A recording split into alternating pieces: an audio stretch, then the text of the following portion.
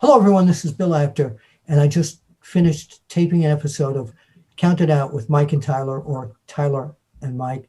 They're brilliant hosts. You've got to listen. You've got to see. Count It Out. Yeah, I endorse it. They've got the After Chat seal of approval. It's Jonah Williams from the Cincinnati Bengals, and I want to give a shout out to the Count It Out podcast.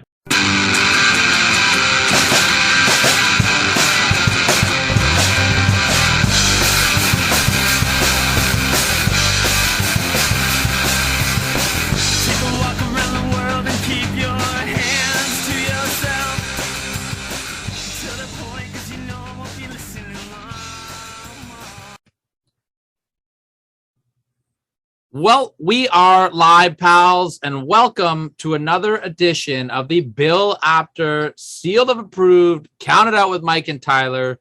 Do not adjust your TV sets. We do not have a fancy app in place. For the first time in history, Mike and I are in the same room. Oh, I just broke kayfabe. Yeah, no. We are together in the same room for the first time since SummerSlam live show, which neither one of us remember.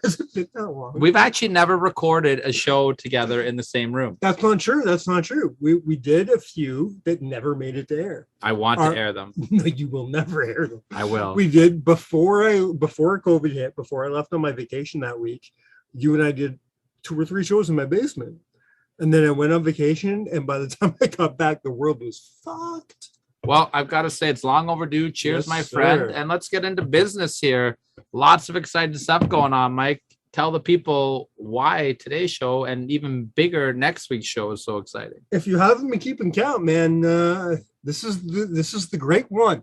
This is the Gretzky show. We're on number 99, son. 99 problems, and our show ain't one. Unless you're listening to it, then you probably think that we have lots of problems. Unless you have to do a show with Tyler every week. Yeah, that's a big problem. It's so weird being beside you.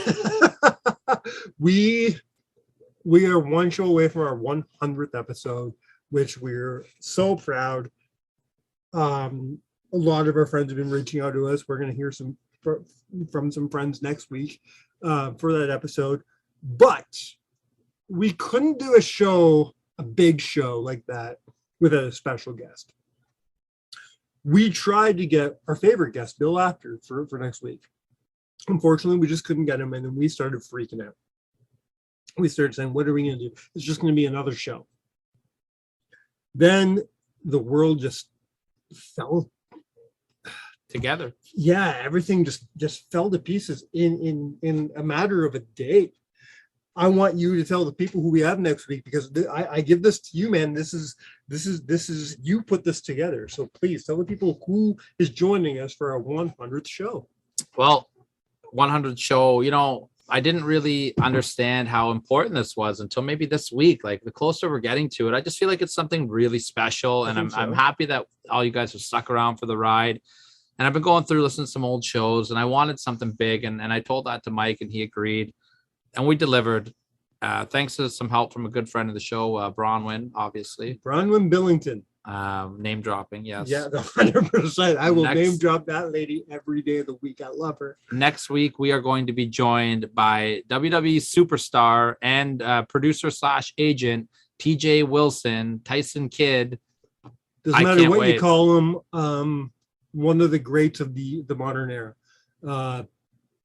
Man, I can't wait to talk to him, to pick his brain of being a member of the royal family of Canada, of being one of the best in-ring wrestlers of the last 15 years, of everything he's done. And as a producer, we've talked to a lot of people since we started the show. We've talked to managers, we've talked to referees, wrestlers, dirt sheet columnists.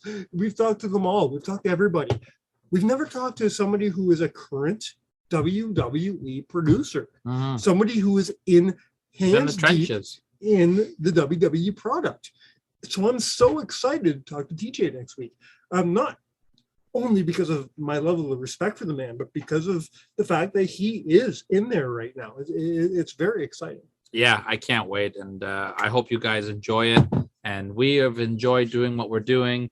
Something that Mike and I have not enjoyed doing together We've tried to work together for once. This has not been going well. So leading up to WrestleMania over the next 7 weeks, we are going to be doing, instead of our little conversation piece that we've been doing, we decided to do a joint list, a little bonus thing. So every week we're going to have a top 7 WrestleManias of all time countdown. We're going to do one per week on top of our usual lists.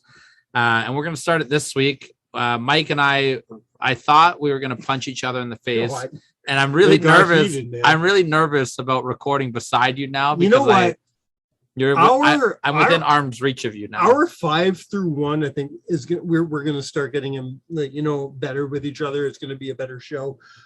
Our 7 and 6, we had to compromise. Our 7 is a show that I really wanted, and you're not happy about. I don't agree. Our 6 is a show that you really wanted, and I'm not happy. Everything from there on, I think we're in agreement. Maybe not so much the order, but the fact that they should be on the list. But you gave this to me. You gave me the number 7. You agreed, and you said, fine. I'd rather this than. I'll tell the people what my number 7 would have been, and they can judge after. I was fighting for WrestleMania 24 to be my number 7, our number 7. And I'm not 100% against it being a number 7, because our number 7 today was not my number 7 originally. It was like my number 4. Yes, and that's ridiculous. Tell the people, Mike, what is the number 7 in the top 7 WrestleManias of my all number time? 7, and I hope I don't have to sell you guys as much as I'm going to try to sell Tyler tonight. My number 7 is the first WrestleMania I ever watched live. My number 7 follows the greatest Royal Rumble match in history, the first Royal Rumble match I ever watched live. I love the year 1992. I really do. And we're talking about WrestleMania 8 tonight. WrestleMania 8 had to make this list. And I know you hate it, but we're gonna kind of break it down right now and talk about why it had to be in the top 7 greatest WrestleManias of all time. First of all, I don't hate WrestleMania 8. There's just WrestleManias that are way better than this WrestleMania. You, my friend, are stuck in a sentimental world. Hey, that's fine. Okay, but is that not what wrestling is about? Yes, but we're not doing top 7 sentimental WrestleManias of all time. We're doing top 7 WrestleManias of all time. Hey, I was at Hogan and Rock. It's not all in ring product, and you just fucking proved that with that. I was at Hogan and Rock. It's the greatest live wrestling thing I've ever seen in my entire life, and it holds a special place in my heart. I'm not fighting for WrestleMania 18 to be on my list. You should, and I shouldn't, because I took my sentimental out of it. Now we take a look at the card. We don't need to run through the whole thing here, but we are going to start with the opener, because I think the opener starts you off, and I have a feeling you're going to shit talk this, and I don't know why. But Shawn Michaels versus Joe Santana was a good fucking match. It's a great match. It was a good match. Right. I don't think it was as good as other WrestleMania opening matches, but it was just a very standard match. It was a standard match. He's had better WrestleMania matches, obviously. Like even his lesser known or lesser talked about WrestleMania matches, I would put WrestleMania his match against Tatanka over this. Yeah, I probably would, but it's still a good one because he's Shawn fucking Michaels. He has not had a bad WrestleMania match. Even his match against Vince McMahon, he has not had a bad WrestleMania match. WrestleMania 6 Orient Express wasn't great. Bad finish. Like 5 minutes. Match itself, I don't know. It still wasn't Royal bad. Rumble 91 against Orient Express. It still wasn't bad. Moving on, Taker and Roberts. Great build. I think had one of the best builds. We talked about this last week. Had one of the best builds of all time. The match didn't meet the bill, but it was still a decent match for 1992. It really was for two guys who were not known for being. It's not like they're known for being fucking Ric Flair and Bret Hart here. Yeah. Neither man are catch as catch can. We got what we expected from them. We got a story. Was it the greatest story? No. It could have been a lot better. Because Roberts was boo-boo face because he didn't get the booking job, right? Well, that's it. And it could have been a lot better, but it could have been a lot worse. This is why this is on your list. Let's be real, Mike. Come on. This is the number one reason. There's 3 reasons this is on my list. This is number 1. Bret Hart versus Roddy Piper is one of the greatest WrestleMania matches in history. And I'll die on that hill. Yeah. I really Well, you will. died on the WrestleMania 8 hills, so I will defend this match long before there was a classic match classroom. There was a podcast that never came to be called Making a Mark. That was me teaching a young guy who never watched wrestling in his life about wrestling. And the very first match I ever showed him was Bret Hart versus Roddy Piper at WrestleMania 8. Uh-huh. And right there, he's like, "Oh, I get why you like this." He clicked right away. He's like, "Oh, this isn't just a bunch of guys in their underwear fighting. There's a story here." He got it. He got it right away because I showed him two of the best storytellers of our generation. I love the pre-match promo of this with Piper, and he's like, "I used to change your diapers there, little Bret," and Bret's all cool, like, "I'm all grown up now, Rowdy." Yeah. Okay, you can shit talk the 8-man all you want. Let's just move on. Flair and Savage was great. It is one of my favorite. Okay, listen, Flair hasn't done a whole lot of WrestleMania. No, this is probably a second best WrestleMania match. Yeah, I'd say the Taker. Shawn Taker. Nah, I put this over Taker. I do. I truly do. I'd say flip a coin. 100%. I could go either way on that. I wouldn't. Shawn's his best match, but then this and then Taker. Shawn's is the most emotional match, and also that was on WrestleMania 24, by the way, which I wanted to put on. Yeah. I'm sorry, I love you, but you're wrong here. Tucker versus Rick Martel left a lot to be wanted. Rick Martel is one of my favorite wrestlers of all time. It sucked, Mike. But this was fucking 4 minutes. It sucked. We won't talk about the WWE Championship match. It sucked. Owen versus Skinner. It sucked. Skinner. It only sucked because it was 2 minutes long. But okay. Now, can we please? You're not gonna get me here. I don't care. I love the finish. It's one of my favorite stories of all time. Hulk Hogan versus Sid Justice is not nearly as bad as you want to pretend it is. It is. It is not. It is not as good. This is your childhood speaking here, Mike. And I love that your childhood. I hate Hulk Hogan. And I love your childhood. I will never defend Hulk Hogan. This is my favorite Hulk Hogan WrestleMania match. You're out of your mind. No, you know what? Mike, you officially are not making it to our 100th show next week after that sentence. You're telling me that this match. I love this match. This is one of his worst WrestleManias of all time. I love Sid. Where's Jay? I need Jay on here. Yeah, well, Jay would change us to fucking Hulk Hogan versus Jake the Snake because that's his wet dream match. I thought he would change it to Sid Justice versus Undertaker at 13. Oh God! But no, I love this match. I love everything about it. Yeah, great build with Sid getting fucking shaving cream all over his face on the barbershop. Sid having I love that when he fucking massacred the barbershop. It's one of my favorite things. He coming out on like Superstars or Challenge or whatever the fuck it was every single week and putting some jobber in a fucking stretcher. That was amazing. No, dude.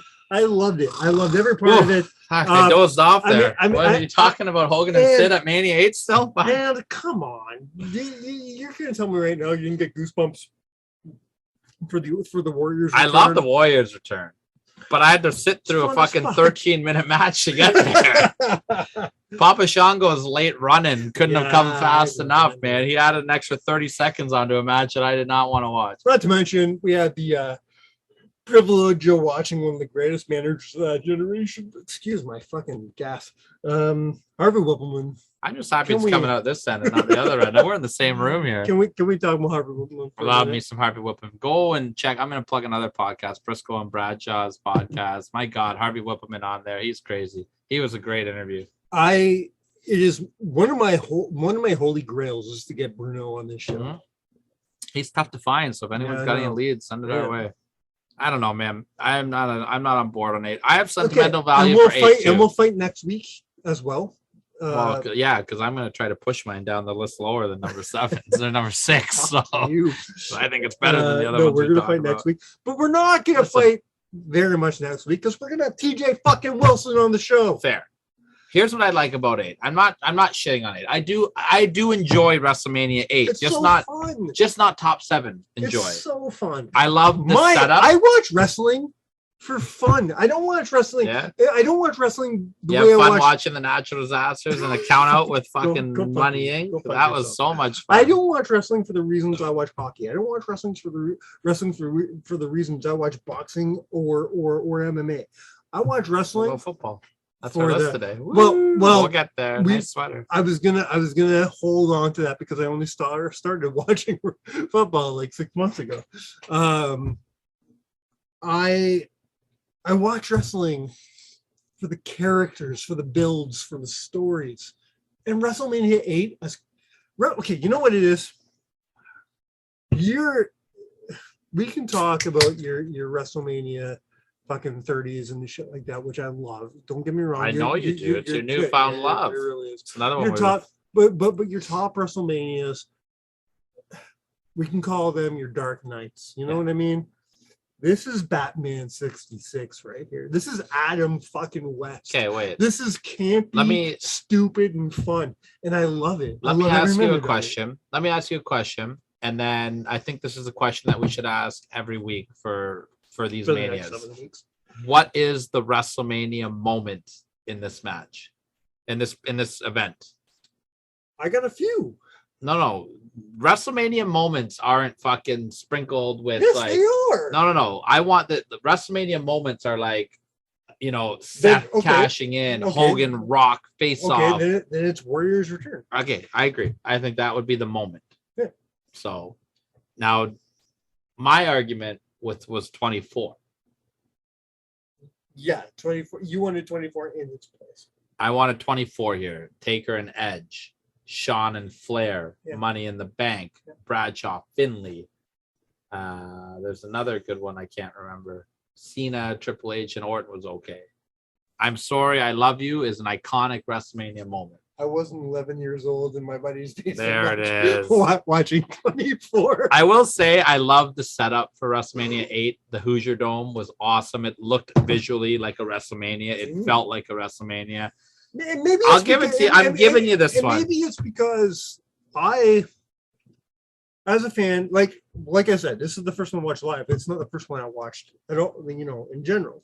I was a tape collector. I was the guy going down to my local store getting the VHS as soon as it came out, which, by the way, didn't come out a week later. It came out fucking like 8 fucking months later. Yeah. Back in the fucking 90s.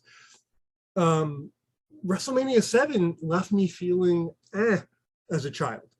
So WrestleMania 8, it was just like 7 sucked. It was, thank you. But and even as a child, I knew that. And WrestleMania 8 just, it felt so fun. It felt so, everything that happened after the Royal Rumble, and you're right, I am holding on to nostalgia, but everything, watching that Royal Rumble and everything that happened after that, with the build to Savage Flair, which was fun as fuck, the build to Hogan said, everything I saw on Challenge or Superstars or, whatever it was I was watching, it was fun. It was the most fun I had in wrestling since my uncle showed me the shit from WrestleMania 3.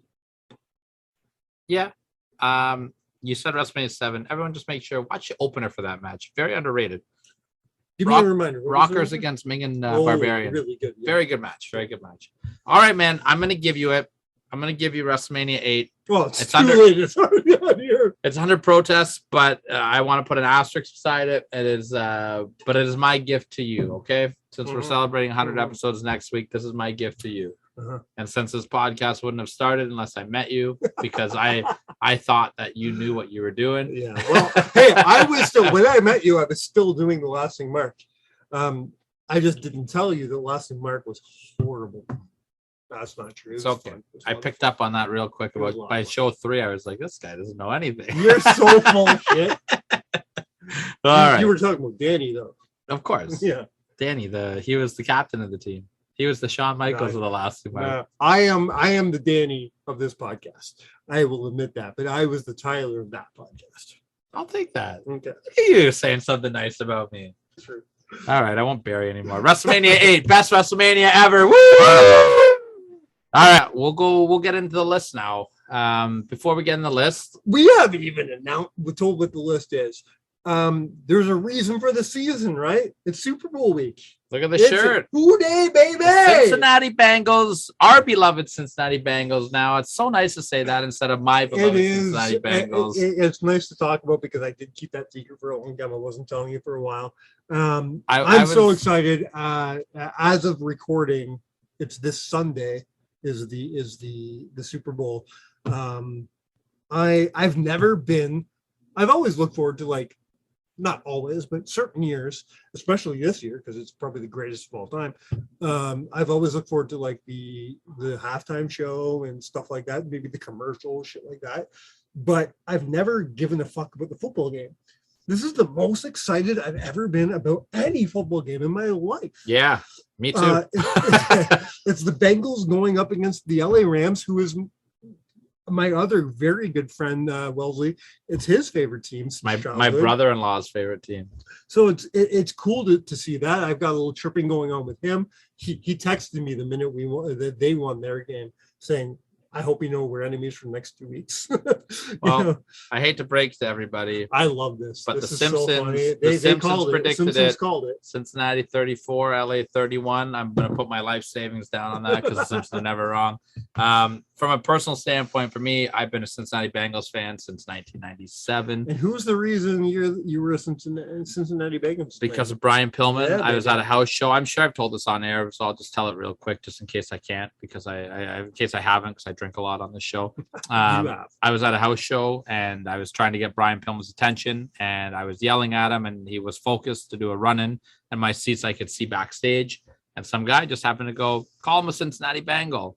Hey, Pillman, you Cincinnati Bengal. And I got a big thumbs up from him. And that was it. Ever since then, when I got into football a couple years later, it was the Bengals, and here we are, man. It is the Super Bowl. I've spent the last week enjoying the moment, because you never know when this is going to happen. Our quarterback, Joe Burrow, said it the best, is I've celebrated hard every win because I don't know if I'll ever be back here again. That's the perks, the ups and downs of the NFL. This game is going to be awesome. It's going to be a great game. The Bengals are underdogs only by 4 points. The Rams defense is superior. And I'm going to eat chicken wings and have the best time in my life. And I'm going to stress my fucking head off. When the Bengals made it to the Super Bowl, this is a true story. I was in my basement holding a bottle of champagne when they were about to kick a chip shot field goal, and I popped that motherfucker and sprayed it all over my basement. Yeah. My girlfriend thought I was mental. I mean, it's funny because you told me that you popped it a few seconds too early. Premature story of my life.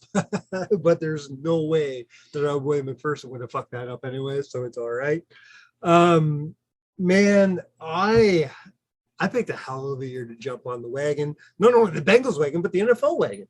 You know what I mean? Yeah. It's not because not only have the Bengals been kicking ass, the last 9 or 10 fucking football games I watched have been phenomenal. Yeah, they've been playing fun football, man. All the playoff games were fantastic.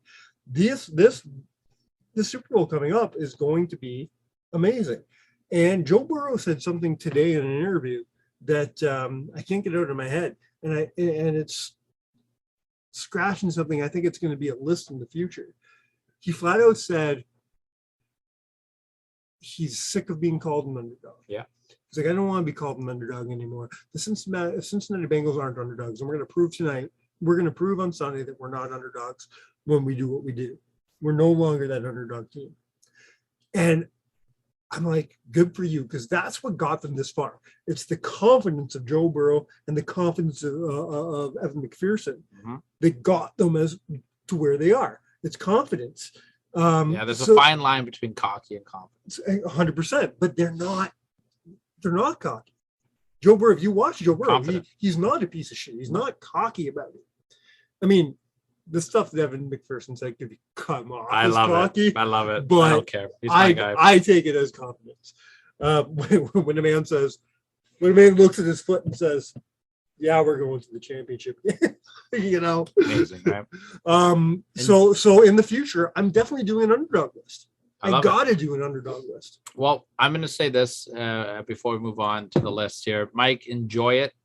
I don't know if it will ever happen again. But if you're looking at it from a football standpoint, this Bengals team could be here to stay. Even if we don't beat the Rams on Sunday, it's still a win. We weren't supposed to even be in the playoffs. I jumped on a team, and I jumped on this team long before Tyler knew I jumped on it.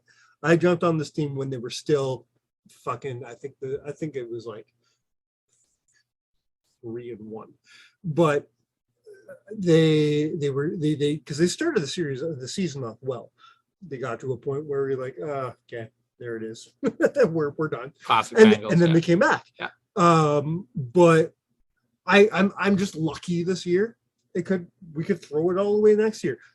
I've been watching hockey my entire life. You know how many hockey teams have done that, including my fucking own 2007 Ottawa Senators, the greatest Ottawa Senators team of all time. 2008 Ottawa Senators. No.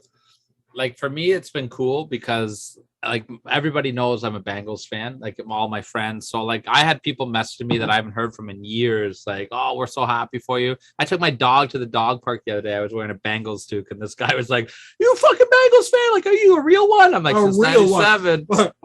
You should have said, "I am the one." I am the only one. I lied to a dude in the fucking store when I was buying this fucking the sweater because I didn't want to sound like a bandwagon jumper. I am a bandwagon jumper, but I didn't jump on the Super Bowl Bengals bandwagon. I jumped on your bandwagon. Wow. Buy me dinner first, man. I've been wanting to get into football for years because the last 7 or 8 friends I've made in this area are all massive football fans. I grew up in Hockey Town. Yeah.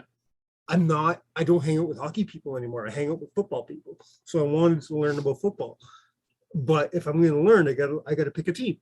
Well, if I'm going to pick a team, I'm going to pick your team. Why the fuck not? I love it. And the Brian Pillman connection doesn't hurt either. Right? Obviously. So yes, I didn't want to admit to this random stranger that I just started watching the Bengals this year. So I lied to him and said, "Hey, are you getting jerseys in the next couple days?" Yeah, and he says, "Yeah," and he goes, "Blah, blah, blah." I go, "Good," and I'm trying not to look like a bandwagon jumper. I'm like, I fucked mine up at the last game. It was so good that I spilled beer all over it. I did that actually. That was real life for me. That wasn't beer. That was champagne. That was champagne and semen. Obviously, lots of semen. Victory semen. Quick shout out to the Triple G podcast, our good friend Kerr, Ginger's Gridiron and Golf. I will be jumping on Instagram live with him on Saturday, about 9:45, somewhere in there. Talk a little Bengals football. So make sure you check it out. If you guys, I'm not going to say this because Kerr's been one of my best friends since kindergarten. This guy knows his shit, man. He's been on our show. Go to the archives. Best Europeans of all time. We tried hard to set up our timing to have him on this week because I thought he'd be great with the football analyst, but he is a normal human being and we start recording well past normal time. So we love you, Kerr. He's got kids. Yes. He's got kids, but he's a good dad. Yeah. Like not like me. Yeah. Yeah. Yeah. He's one of the good dads. Kerr's one of the best people I know. He does great work. He's got fantastic interviews with a lot of beat reporters. I think he's got one of the Cincinnati Bengals beat reporters coming on this week on his show, Triple G podcast. Check that out. I highly recommend it, especially if you're like Mike and you want to get into football. Kerr's a great point to get there. And if you like golf and you want to make some money, let me tell you right now, this man knows his shit. He's making people money, getting the shekels, shuggy, as we always say. So if you want to make some shekels, talk to Mr. Kerr. Tune into might be racist. No, shekels? No, it's good. It's a Scottish thing. He's Scottish. Pretty sure it's Jewish. Is it? Well, I don't know. Whatever. Make your money. Kerr's the man. We love you, Kerr. Keep up the good work, and we'll talk to you on that one soon. Yeah, we're getting a list. It's list time. Pause it so I can beat. All right. It is now time to get to the list. We've gone through everything we need to get through. So with obviously our big football talk we just had there, I had to do a football theme list this week. So we are doing the top 7 wrestling matches that involved football players. So like actual players, which I didn't tell Mike. Mike thought that we were going to be talking about Brian Pillman and Ron Simmons a lot this week. I really did. At the very least, maybe some, refrigerator Perry. Well, he could be on the list. But fuck, I am. This is your fucking show this week. Bud. Listen, you might know more than you think here. All right, I'm going to start you off with an easy one. Number 7. We're going to start with an easy one. I didn't really know what match to put because he didn't really do any, but I thought that he was great. And we're going to start with Gronk. Bill Goldberg. Gronk. Rob Gronkowski. Which match are you talking Well, about? he won the WWE 24/7 title. No, listen. Hear me out here.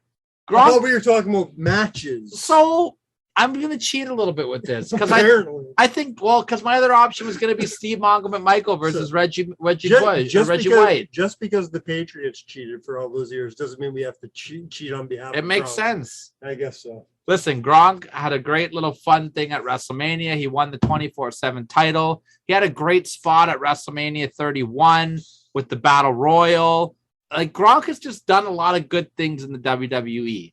And I didn't want to put a full match that had Mongo McMichael versus Reggie White on it because I watched it, and watching Gronk jump off of the top thing to win the 24/7 title was better. It was better than anything Mongo's done in his career. Right. And remember, there's a lot of limitations to this list. You know, there's not a lot of options I had here also.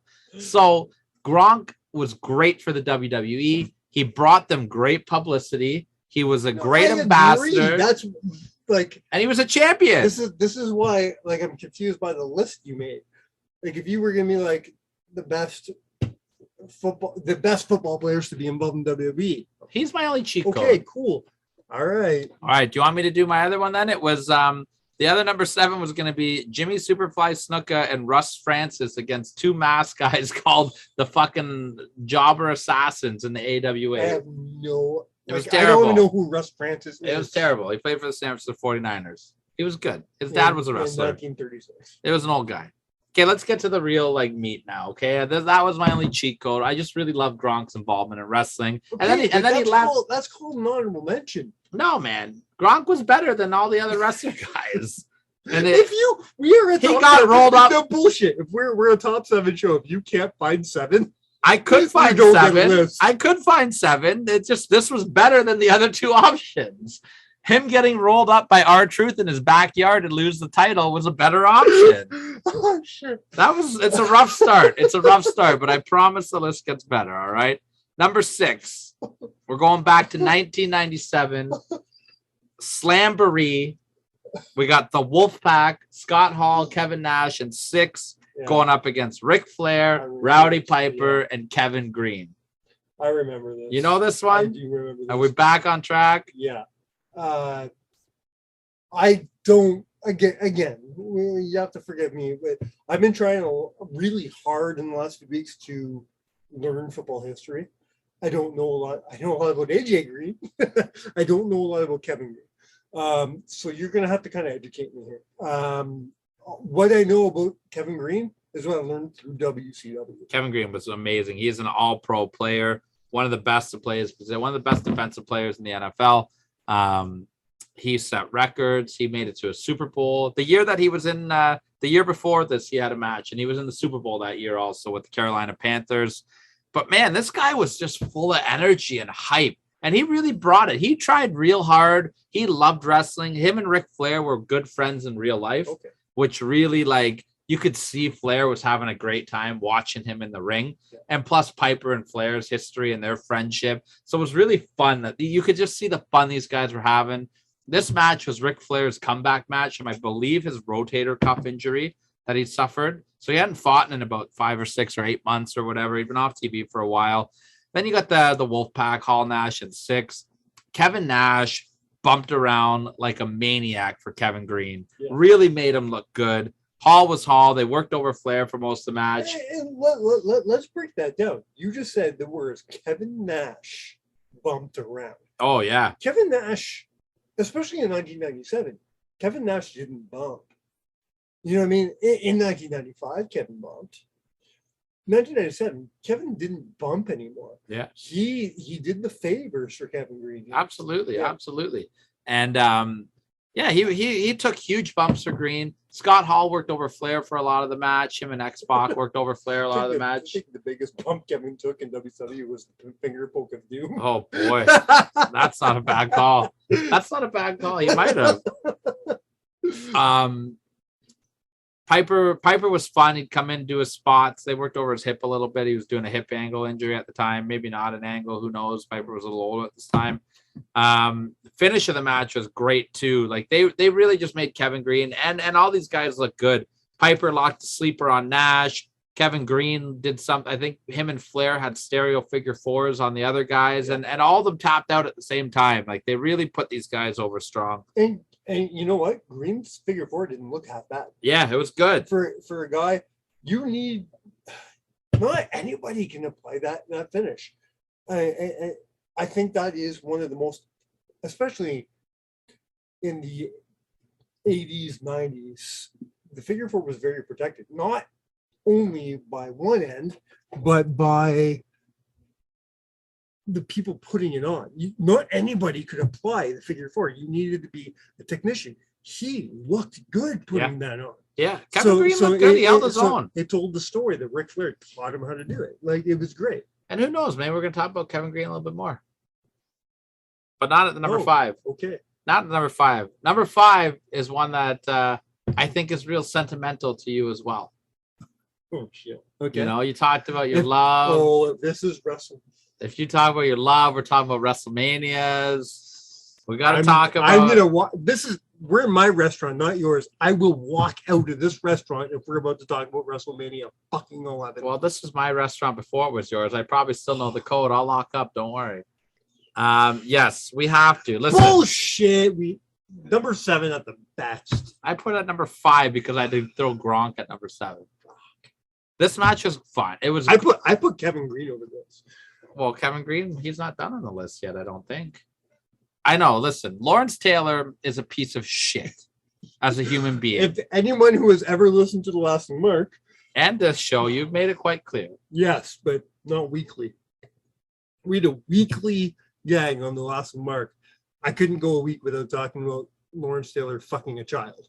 Yeah, he's a piece of shit as a human being. He's a piece of shit. However, that does not mean that this match wasn't a great match.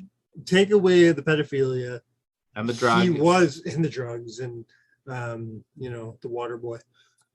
He was a phenomenal football player. He's one of the best to ever play the game.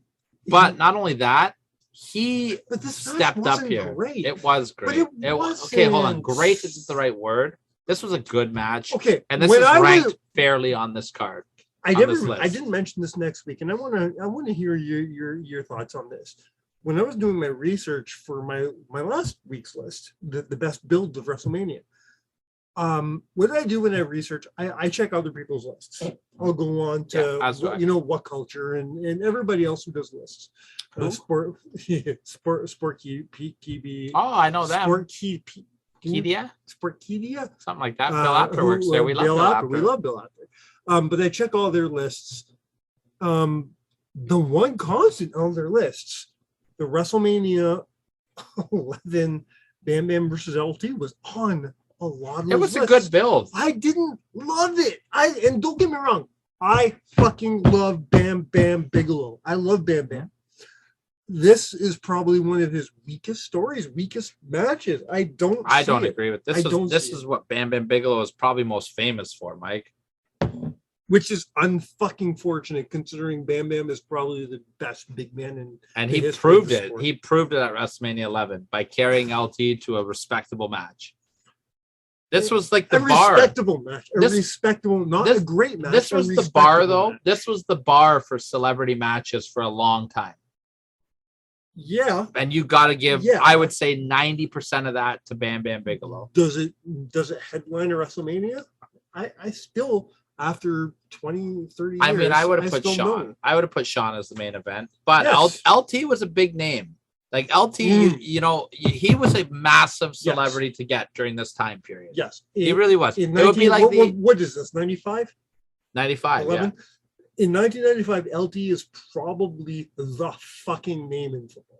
Well, I don't know if he was still playing or not, but he was like Bo Jackson's not playing anymore, right? Like this no, is but Bo was like but, Bo was but like an I'm, enigma, not like I'm trying to think of names, like big names, people that don't watch football. Like myself, I didn't watch football. I knew who Bo Jackson was. Huh? I knew who because Joe Bono's football. Bono's football. I know who Joe Namath was. Yeah. You know what I mean? And I fucking knew who Lawrence Taylor was. The angle to set this up was great. At the Royal Rumble, Bam Bam's pissed he lost the tag team finals, and he pushes LT. He thought LT was laughing at him. The angle that I really liked, though, was that Vince McMahon, the WWF was making Bam Bam apologize. Yeah. And instead of apologizing, he called him out for a match at WrestleMania, and it was a great build. Maybe if it wasn't the main event, I may have different thoughts on this match. Yeah. But it's had this dirty spot in my brain for ever since I was a kid. Even as a kid, I'm like, this shouldn't be the main event. I mean, I think you should always have the title on as the main event, but Shawn and Diesel also. I think there's exceptions. Shawn, I think 18 was an exception. Absolutely, 18 and this could have been one too, though, man. Like Shawn and Diesel. Shawn wasn't a draw yet. He wasn't not yet, but Diesel was supposed to be. But Diesel's new with the belt too. Like these guys were still young. They weren't looked at as super main event players yet. And LT is. Bam Bam definitely wasn't looked at as a draw. But LT was. So they were putting the entire WrestleMania on LT. And it worked. And Salt and Pepper was there to sing What a Man. Which I love. Salt and Pepper is my shit, man. Well, Salt and Pepper was not my number 4. But my number 4 was still WrestleMania. Going WrestleMania 2, baby. You're putting the Battle Royal on here. Okay. I love this Battle Royal. Let me tell you something. I'm working on, and I don't even know if this is going to be used in the future. I'm working on a best Bret Hart WrestleMania list. And I'm not including Battle Royal. It should be on your list. Just because I don't want to watch this. This Battle Royal is so good. It was my number 2 at one point on this list. Because he was part of this Battle Royal. He was part of the WrestleMania. Yeah, 4? And WrestleMania 4 was decent too. I just because I don't want to watch them. I don't have good memories of them, but I have not watched them I have not watched I've watched WrestleMania 2 in the last 10 years. I think I skipped this match. Okay, listen. I always skip this match. Watch it. Listen to the WWF guys that are in this match, okay? Andre the Giant is the winner.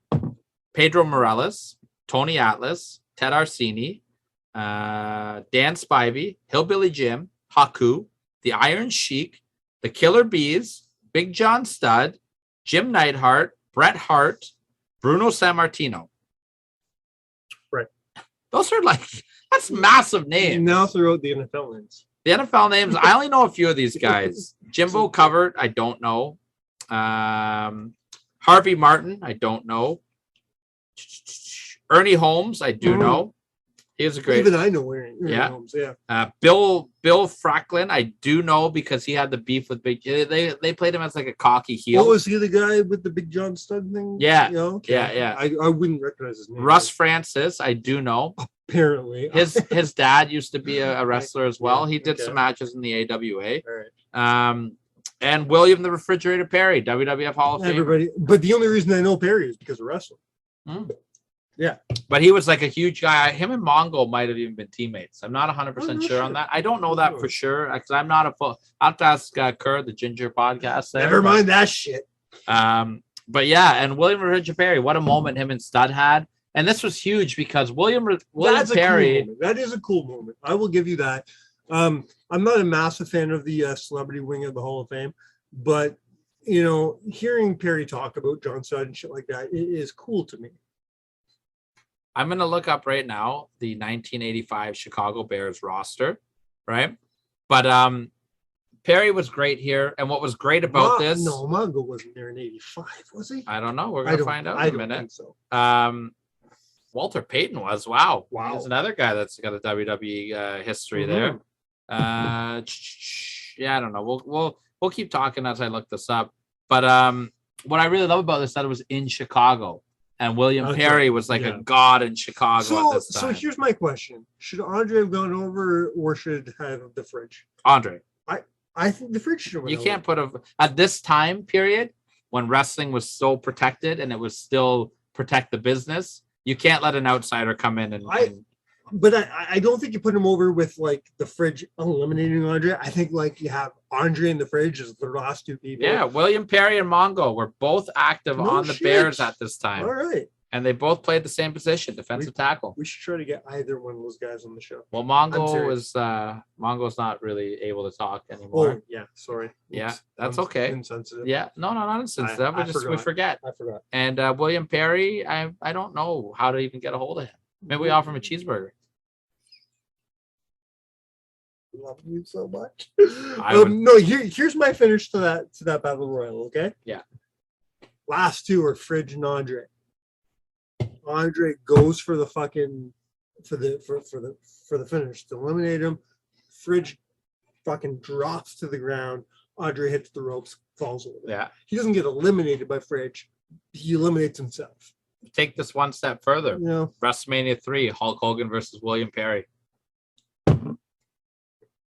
Well, no, but Andre the Giant is not fucking jogging to Perry. Listen, I'll give you WrestleMania 8, but I ain't fucking giving you that one. All right. I just think if you want to, you bring these guys in, you want to put them over. No, that's all I'm saying. No, you don't. You protect the business in the 80s.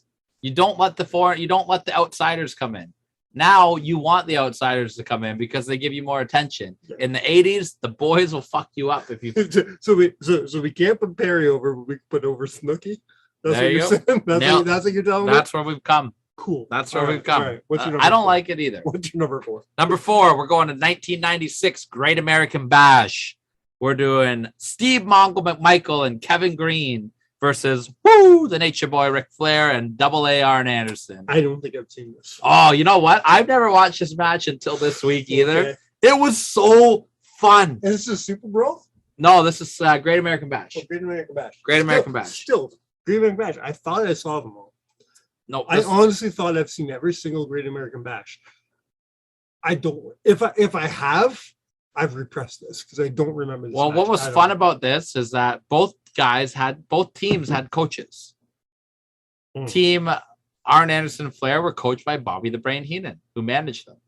Would make way more sense to be JJ, but okay. No, because JJ was the authority figure at this time, so he had to be the babyface, okay. Right? Team Mongo and Kevin Green were coached by the Macho Man Randy Savage, who was feuding with Flair at the time. The storyline to this match is Ric Flair wanted to fuck Deborah. She got Fridge. Yeah. She got Fridge. Ric Flair wanted to bang Deborah, and Mongo got mad at that. Why? Every story you have to do with Rick wanting to fuck somebody. Seriously, how many times on this show alone have we talked about a story with Ric Flair just wants to? That's the story. Ric Flair wants to fuck somebody. Well, and I'll tell you, Anthony and I over at the Class Match Classroom, we did Ric Flair versus Ronnie Garvin for that build, and we did the whole show, and the whole storyline was built around Ric Flair trying to bang Precious. And to the point where J.J. Dillon was like, let me hide in the closet and watch. And then Ric Flair's Dark Side of the Ring episode came on, Slam Right for Hell, and we immediately had to scrap the episode. I'm starting to think that a lot of Starcades happened just because the story really was Ric Flair wanted to take like Dusty Rhodes. That is a classic moment and counted out. Look in the archives of our Ric Flair Starcade match. This match was so fun. Kevin Green was awesome. This was Mongo's first match. Mongo is Mongo. He's Mongo, man. Shit. Here comes Mongo. I listen. I hate Mongo as much as I love Mongo. You know what I mean? He's horrible at everything he's done. He's a horrible wrestler. Not football. He was a great football player. I'm talking wrestling. Okay, yeah. He was a phenomenal football player. Super Bowl champ. The one and only reason WWE even wanted to talk to him. He was a great football player. Even I know that. But in the world of wrestling, he was a fucking horrible wrestler, fucking horrible commentator, yeah. Fucking horrible manager, fucking horrible husband. Apparently, horrible referee. Horrible referee. Everything he tried to do in the world of wrestling, he was bad at.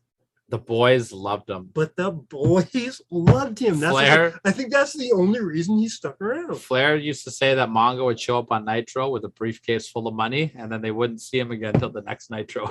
He'd just have the best time ever. Yeah, and then that briefcase of money turned into a briefcase of white shit. Well, yeah. I don't know. Did Mongo go down that road? Oh, I think so. They probably all. You know Flair did, so. Oh, woo. Yeah. Woo. This match was great. My favorite spot in the whole match was Kevin Green. Tell me more about Kevin Green in this match, because I'm curious. Well, Kevin Green and Mongo were boys because they're football players. They have the connection. Savage was training them to get ready for the match. Flair was being Flair. He had Arn. Did they play in the same era? Did they play against each other at all? No. Okay. Kevin Green was probably about 10 years later. Okay. Mongo was in the 80s and Green was in the 90s. Okay. Look at me. I know football stuff. Right. Take that, Kerr. And I'm probably wrong. Don't judge me. I'll get a text from Kirby and you're wrong, idiot. This is the one show that Rob's not going to text us. Yeah, it's going to be all Kirby. 100%.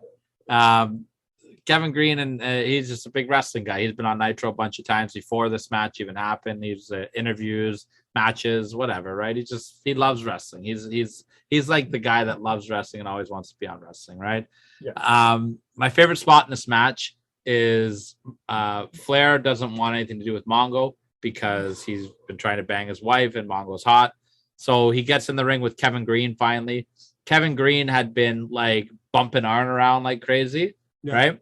And then Flair gets in the ring and Kevin Green's like, come on. And they get down in the football stance. And Flair's like, you want to do this? And Kevin Green gets down in the 3-point stance. And Flair walks up and kicks him right in the face. It was awesome. It was a great Flair spot. That's amazing. Finish of the match was pretty historic as well, though. This is the match where Mongo McMichael joined the Four Horsemen. I think I remember that, but So there's a spot in the match where woman and Liz kind of shoo Deborah and Kevin Green's wife to the back because all the women were out there at that one point. Right. And then, like Deborah was wearing like a Bears jacket and Kevin Green's wearing a Panthers jacket, right? Yeah. And then all of a sudden, woman and what's her name? Liz come back out with Deborah wearing gowns, like beautiful gowns. And they're holding a briefcase. Deborah's got a briefcase and Kevin Green's in the figure 4. And Mongo is like, Deborah, what are you doing? And she opens the briefcase. It's full of cash and a Horseman t-shirt. And she's like, take the money. So he folds up the Halliburton, smacks Kevin Green in the head with it, and joins the Four Horsemen. And they all beat the shit out of Macho Man after. All right. I'm going to put 2 hands up here. I need you to vote. Okay. Paul Roma, Mongo McMichael. Worst horseman ever? Oh. I enjoyed Mongo better. I knew you were going to say that. Paul Roma, better worker, but I got a kick out of Mongo. Yeah. I just love him. I'd love to just like 20 years ago, I'd love to just crush beers with Mongo. All right. Mongo, Sid. Give me Mongo. I knew you were going to say that. Give me Mongo. All right. Why not? Mongo, Sting. Mongo. Holy fuck. Give me Mongo. Mongo, Mike. Give me Mongo. I'm taking Mongo all day, baby. Mongo Tully. Let's go, Mongo. No. That's not funny. All right, I'm kidding. We've taken this gag too far. Yeah. Let's go to number 2. Number 2. Shout out to Mr. Adam Content there. We're going to TNA Wrestling, Impact Wrestling. Okay. We're going with Eli Drake and Chris Masters, which was Chris Aldis. Is that what they call him? No. What's his Adonis. name? Adonis. Yeah. Chris Adonis. Sorry, I didn't watch Impact at this time. Yeah, but Aldis, that's Nick Aldis. I don't know. Magnus. Well, I got confused with my Impact guys. Okay. How about we just stick with Chris Masters? Chris Masters and Eli Drake, LA Knight, if you will. Sure. Versus Moose and D'Angelo Williams. Cool. Haven't seen this match. No? Don't know. I think this was during my break from Impact. Me too. I took a long break from Impact thanks to Hulk Hogan. I haven't seen this match. I don't know who D'Angelo Williams is. D'Angelo Williams was a running back in the NFL, and he was pretty good for a while. He was like a Pro Bowler. Like he was a real good running back. My God, this guy was a freak athlete. He might be the best performer. Like, Okay, I have a question for you. Yeah. Can we sidetrack for a minute? Yeah. Because this is something that people say things like he's a Pro Bowler, like it's a good thing. yeah, Pro Bowler is the But- NFL All-Star game. Yes, sure. But I'm also told that the greatest NFLers say fuck you to the Pro Bowl because they're too good for it. So I don't Well, I mean, I don't it's understand. unnecessary for them to play. Now the Pro Bowl is where anyone who didn't make the Super Bowl in the Pro Bowl. Yeah. Are we going to see Tom Brady in the Pro Bowl this No, weekend? absolutely not. No, the we're Pro not. Bowl happened last week. Yeah, I know. But why would he? Tom Brady retired. This is what. But if he didn't retire, would Tom Brady have played the Pro Bowl? He's played in the past. Would he have played the Pro No, Bowl? absolutely not. No, he would not. Because I don't think that they should do a Pro Bowl So- because so- football is so dangerous, and so you know what I mean. And they So- don't try in the Pro Bowl. So is the phrase "he's a Pro Bowler" really as great as it really Yes, sounds? Yeah. because it doesn't matter about playing in the game. You played well enough to be nominated to be in an All-Star game. Okay. That's why. The game sucks. Nobody tries. They should change the Pro Bowl to a flag football game. It'd be so much more fun. Because nobody's hitting anybody in a Pro Bowl And game. you brought this up a couple weeks ago in a personal conversation, and I'm down for this because I enjoy this in hockey. Change it to a fucking skills competition.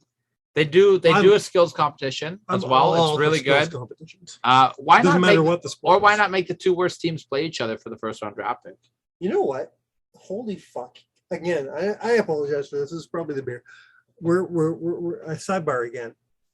Can you imagine an episode? This would be cool in like NXT or something.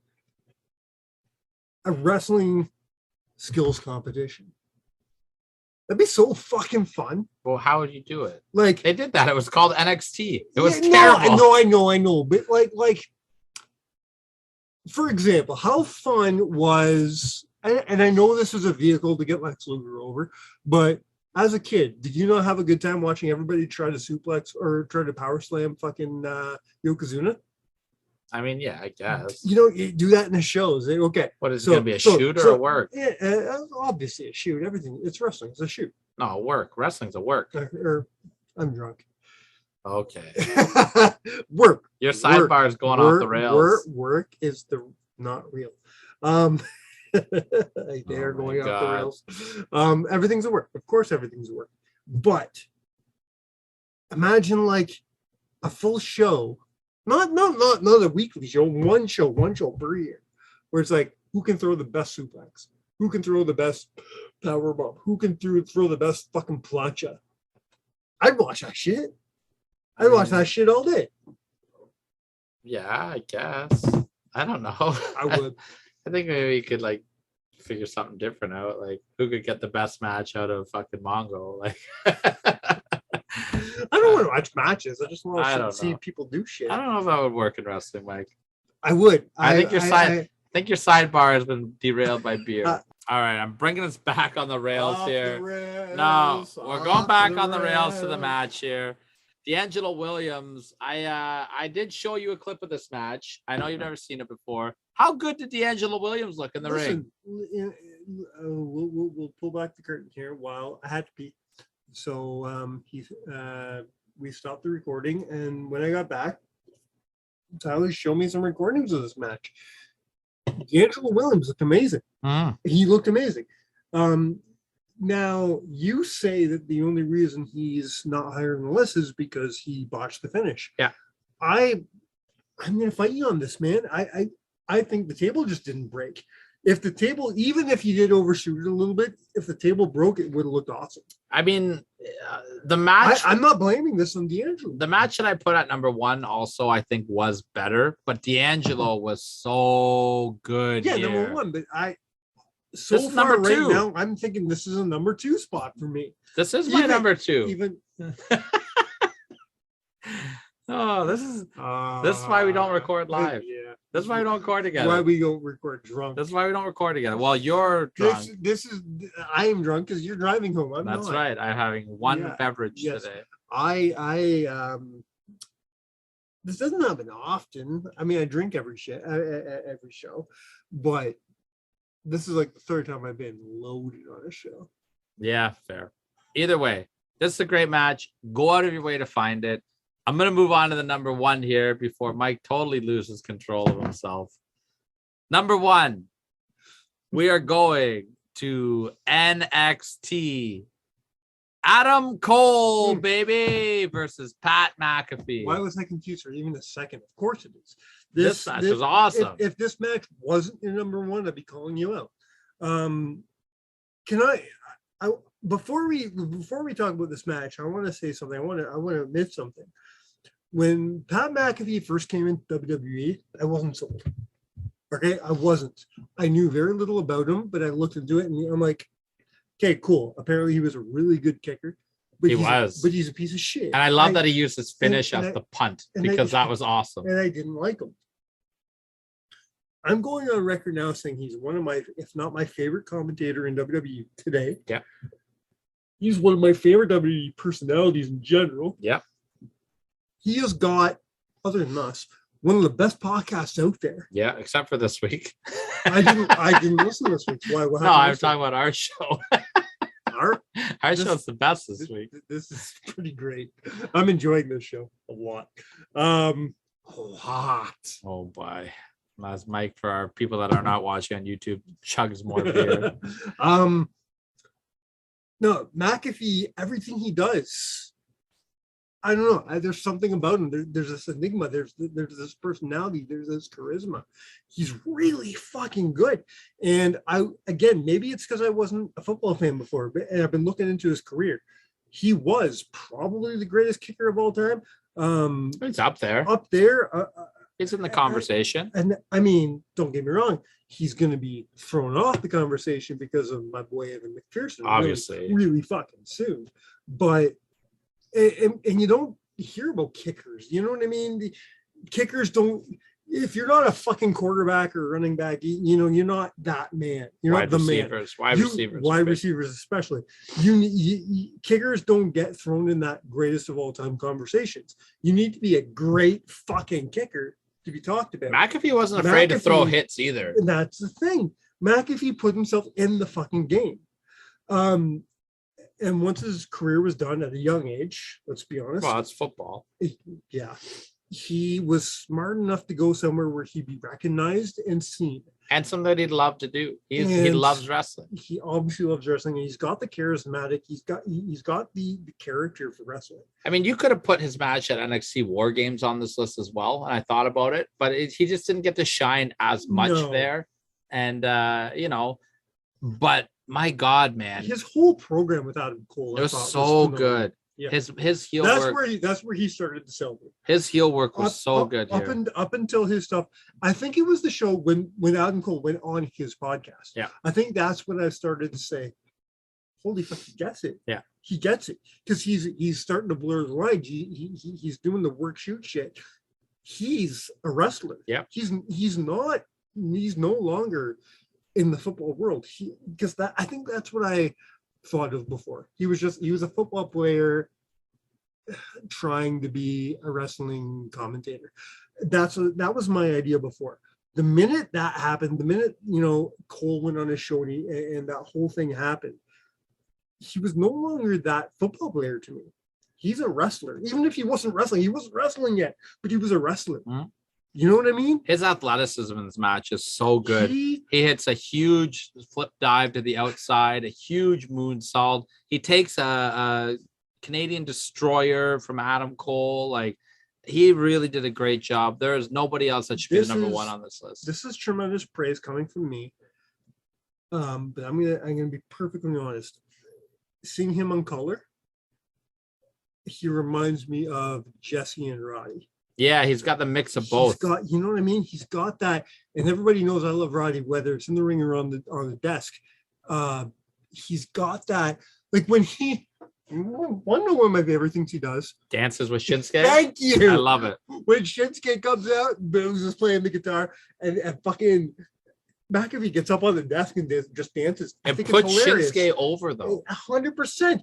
It wasn't a hey, look at me, I'm dancing. It was. I love Shinsuke. He's getting me hyped. And it worked. Yeah, 1,000%.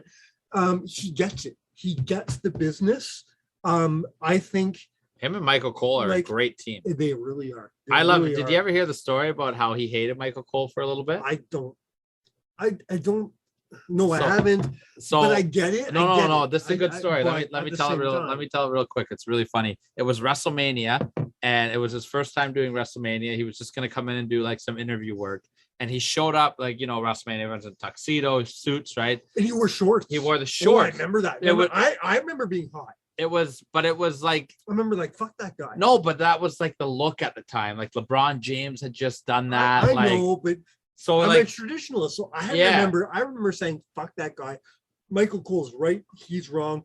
I remember Michael being Cole on ripped a strip out of him. He was I like, know. "Fuck this, I'm going home." And then like Yeah. somebody explained to Cole. Cole apologized to him. They worked it all out. But I still to this day it's like I think it's a stupid look, but I like, it was like a trendy I'm- thing. yes, I get it now, but I don't blame Cole for being mad. Oh, I get it. And I- Cole's you the know, guy that's got to watch Cole- all this. Right? Cole, and at this point, Great Cole, story though. Cole, at this point in his career, Cole is the JR.